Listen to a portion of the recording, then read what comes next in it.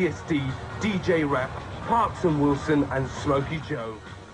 A windswept, isolated field on the other side of the track from Crablington has been chosen as the venue for the latest youth craze. The return of the beast. The police view scenes like this with anxiety. They've seen them before, unlicensed gatherings on wasteland and in empty warehouses. 12 hours of non-stop frenzied dancing.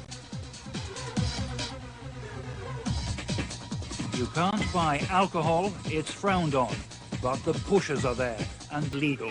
It's the third to be licensed by the local authority and monitored by the police in the past 7 months. More are planned. I'm concerned about these raves. I think they're an attraction for possible drug pushers.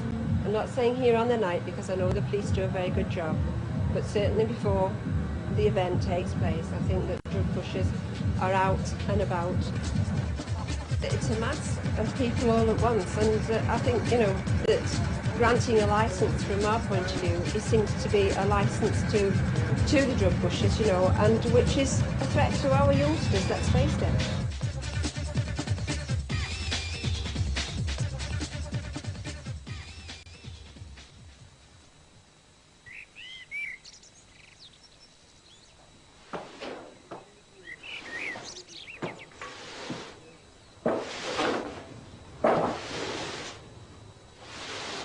Dawn.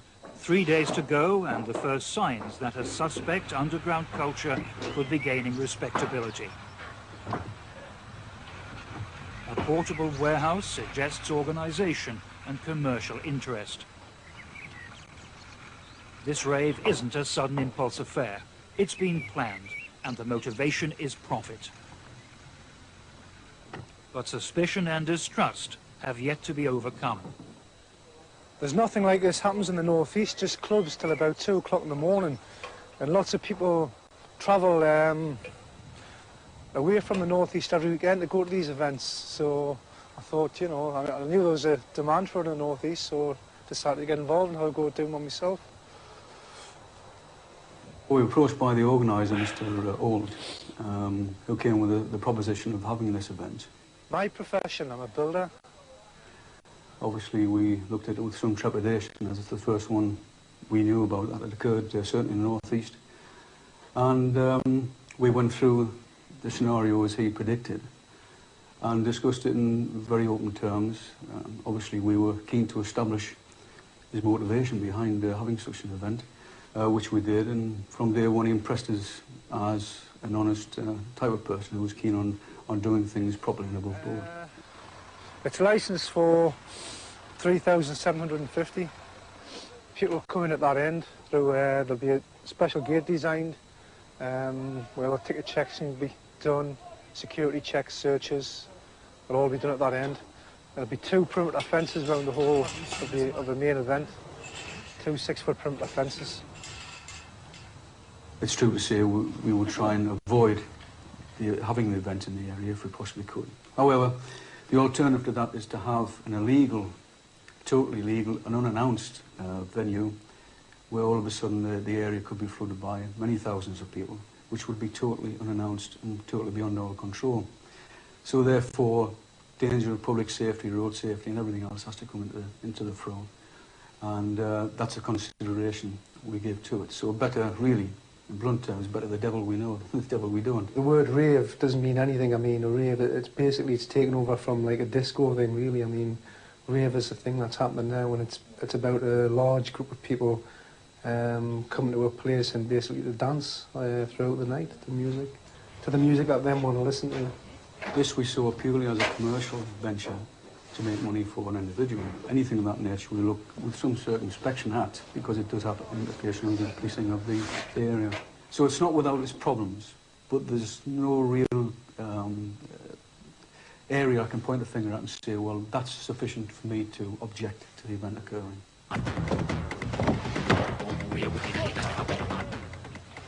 They're all there for one reason, that's for music. There's a certain group of DJs playing a certain type of music that these people want to listen to. Said to me, why have the police allowed this event to go ahead? And I point out to people that it's not a matter of the police allowing an event to go ahead or stopping an event. If several thousand people want to meet in a field, in a remote location, then they're not breaking the law, and it's not up to me to stop them. And I look upon this not as a legalised drug party, but as a party where people with a particular interest in a particular type of music have come to listen to that music all night.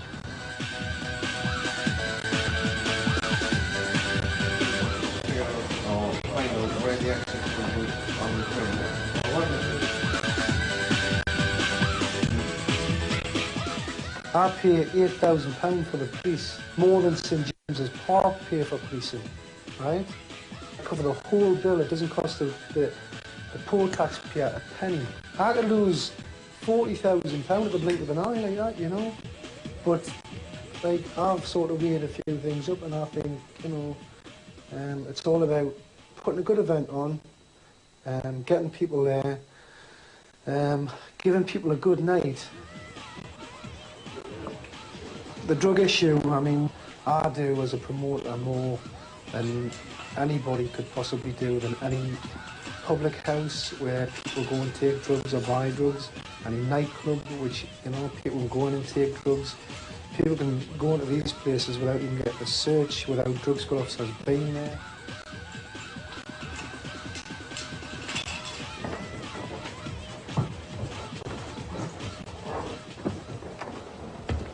They're dead greedy. It doesn't matter who the dealers are, whether they're ravers or whether they're businessmen or whether they're, you know, the judge that sends you down. It doesn't matter. They are a problem. They are greedy, and it's the greed that causes a problem. It's the money, you know. If one dealer thinks, all right, I've done this, that, and the other in here, and I've made this much money, and I see this geezer over here, and he's done a couple, and I was thinking, Christ, if I got all his business, then I'd be even richer, so I'll go and take him outside and knife him. Well, that's nothing to do with music at all. It's to do with profit. It's to do with, do you know what I mean? Greed. It's just greed. They see the market. They see a marquee or a warehouse full, 4,000 or 5,000 people. I mean, maybe a fifth of them are sorted. The rest of them are looking. That's, you know, in their heads, that's cash. That's £15, £20 a head. Do you know what I mean? Or whatever. Do you know what I mean? It's that part of it. I don't even think about it. It's frightening.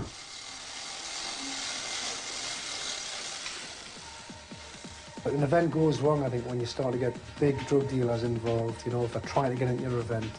And that's when all the troubles having start, you know, and the atmosphere gets bad. I do as a promoter more than anybody could possibly do.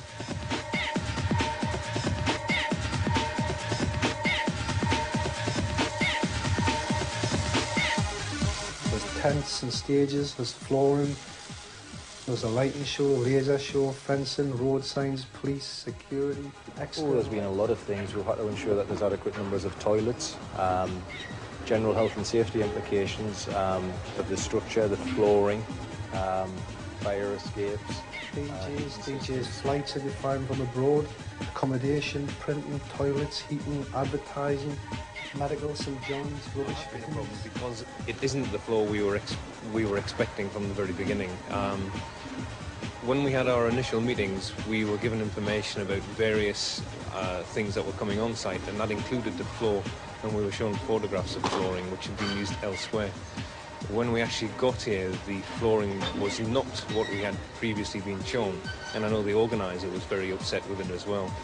We've overcome that by placing hardboard over the problem areas and then placing matting over the top of that, which gives a reasonably level surface. At least there is a floor, because a lot of other raves you go to, you'll end up dancing on the grass until the grass is mud, and then when the mud's turned into rivers, it's, you know, all your designer trainers get destroyed and stuff. I suppose that's the weakest thing here, isn't it? It's the floor. The fact the floor isn't flat. Problems compared to ordinary festivals are really not that much different. The only big main problem is obviously the drugs element, and everybody needs to be searched before they come into the venue. It's one of these things that it's better having a rave which is licensed than something that isn't.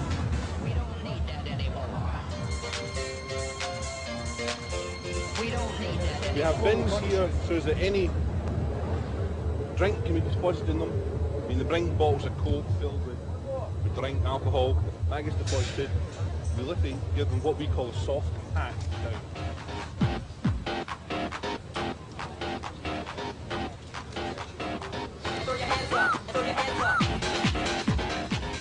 If it's as organised as we are seeing here tonight, I think other authorities should take it up for the kids' sake. Because the kids were all saying that there's nothing for the kids to do. This is the answer. Right. If they're prepared to behave themselves, we can have these on every weekend. That is the brief, and as far as that you need to know. The other thing is what I want to bring to your attention tonight, for those that may not know, is I have the type of tablets that people might supply. And therefore there for you to look at. There's some amphetamines, crushed amphetamines, LSD, and cannabis. We don't need that anymore. Whoa, whoa, whoa, whoa, whoa. Guys, sorry, you can't film this. Right? This could lead to court cases, so you cannot film that, right? I'm sorry, mate. Throw your hands up, throw your hands up. Throw your hands up, throw your hands up. Whether it's police quell or not, you know, there's still that risk that young people, I think they will take, and I think they're more likely to take it in this setting where other young people are doing it, because it becomes almost like a dare.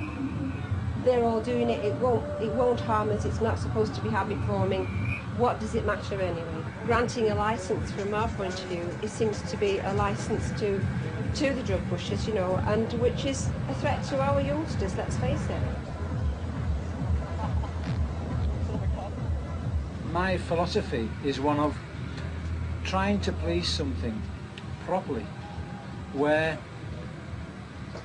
I can have sufficient officers here, where I have drug squad officers, I have drug sniffer dogs, all being paid for by the organiser, rather than I get a phone call, which happens in some areas, and a phone call in the middle of the night saying that I've got several hundred or thousand people descending on an empty warehouse, and all of a sudden I've got a problem, and before I'm able to gather my resources to deal with it, it's finished with. At least here I can police it, try my damnedest to control the drugs. We don't need that anymore. We don't need that anymore.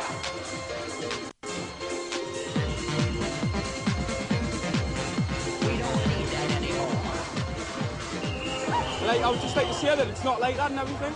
We're trying to have a good time and all that, and like, people are just trying to put us down and all that for not having a good time, but we're not.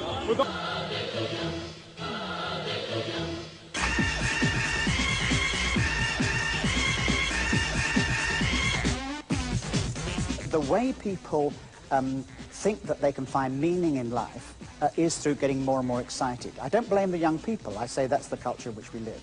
I tend to think that raves are unhealthy anyhow. I mean, I think it puts a pressure on kids in all sorts of ways. I mean, the danger, although we understand many of these things are supposed to be drug-free, but we know that some drugs... Something entirely unique in my experience. I've 20 years service and I've been to one or two events, but nothing of this type at all.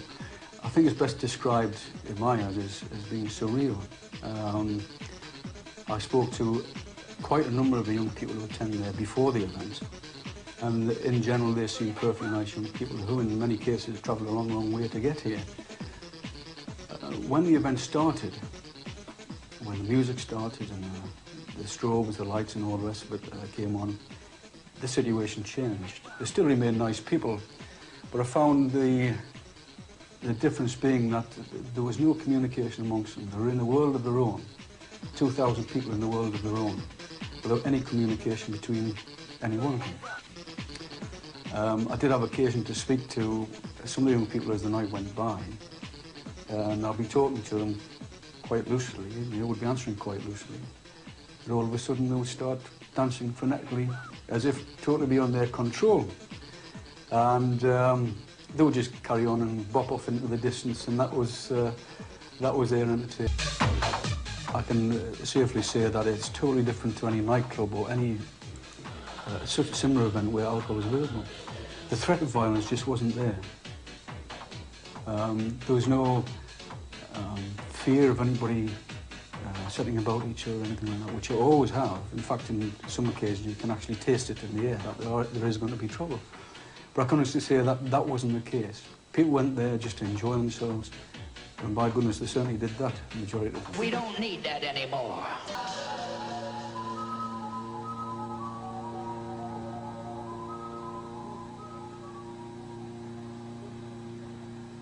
I must say, in general terms, I obviously enjoyed what they did. I found it a little bit disturbing, to be perfectly honest. People can go into the world of their own without having consideration for anything that's going on around them. But if that's what young people want to do, I see no harm in it per se. I was out there on the stage tonight. Have a good time? I loved it, yeah. How did it rate as a rave compared to all your own? I'd say it's the best one I've been to. But I'll be in another one in 12 hours' time. It's just another nail in the coffin, as I said.